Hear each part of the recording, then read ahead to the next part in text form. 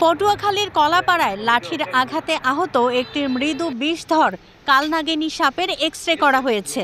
স্থানীয় স্বেচ্ছাসেবী সংগঠন অ্যানিমেল লাভার্স অফ পটুয়াখালীর সদস্যরা উদ্ধার করে এটি চিকিৎসার উদ্যোগ নেন। বুধবার ৯ জুলাই রাত ৯টার দিকে কলাপাড়ার একটি বেসরকারি ক্লিনিকে সাপটিকে নেওয়া হয়। এক্স-রেতে দেখা যায় সাপটির শরীরের মাঝ বরাবর হাড়ে ফাটল ধরেছে। এর আগে সকালে পার্শ্ববর্তী আমতলী উপজেলার পূজাখোলা দফাদার বাড়ি সংলগ্ন এলাকা থেকে সাপটি উদ্ধার করা হয়। আমগাছ থেকে নেমে এলে স্থানীয়রা ভয় পেয়ে লাঠি দিয়ে পিটিয়ে মারার চেষ্টা করে।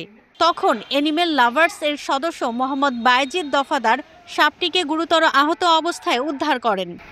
উদ্ধারকারী বায়েজিদ দফাদার বলেন, মানুষ এখনও সাপ দেখলেই মারতে উদ্যত হয়। তারা জানে না সাপ প্রকৃতির ভারসাম্য রক্ষাকারী। এই মানসিকতা বদলাতে সচেতনতা জরুরি। সাপটির দৈর্ঘ্য প্রায় ৩ ফুট। শরীরে সবুজ, লাল ও কালো ডোরাকাটা দাগ রয়েছে। অ্যানিমেল লাভার্স কলাপাড়া শাখার টিম লিডার বায়েজিদ আহসান বলেন, কলাপাড়া উপজেলা সহকারী কমিশনার ইয়াসিন সাদিকের সহায়তায় সাপটিকে এক্স-রে করানো হয়েছে। চিকিৎসকের পরামর্শ অনুযায়ী সাপটিকে ঢাকার ভেটেরিনারি সার্জনের কাছে পাঠানো হবে উন্নত চিকিৎসার জন্য। সাপটি একটি হচ্ছে কালনাগিনী মৃত্যু বিষধর, যা পরিবেশের জন্য খুব উপকারী।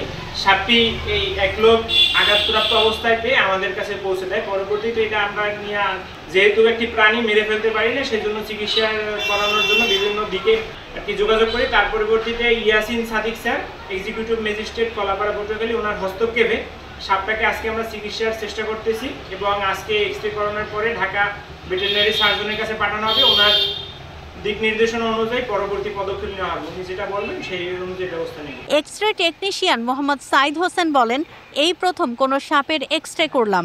সাধারণত মানুষের এক্স-রে করি, তবে এটি ছিল একেবারেই ব্যতিক্রমী অভিজ্ঞতা। আশা করি সাপটি দ্রুত সুস্থ হয়ে উঠবে। আমরা সচরাচর মানুষের এক্স-রেগুলো করি, মানুষের যত ধরনের এক্স-রে আছে ওগুলো করি, কিন্তু আমার লাইফে কখনোই সাপের কখনো এক্স-রে করা হয়নি, অথবা কোনো প্রাণীরও এক্স-রে করা হয়নি। তাই অ্যানিমেল লাভার্স অফ পটুয়াখালীর এক ভাই বাইজিৎ উনি সাপ নিয়ে আসছে একটা। এই সাপটা আমরা কখনো দেখিও নাই, এই প্রজাতির সাপ। তারপরে এই সাপটার এক্স-রে করলাম। এক্স-রে করার পরে এটার মধ্যবর্তী জায়গায় একটা ফ্র্যাকচার ধরা পড়ছে, ঠিক আছে, মানে ভাঙছে। ওয়ালটন এখন দেশের সীমানা পেরিয়ে পৌঁছে গিয়েছে 50টিরও বেশি দেশে। ওয়ালটন, ঘরে ঘরে, বিশ্বজুড়ে।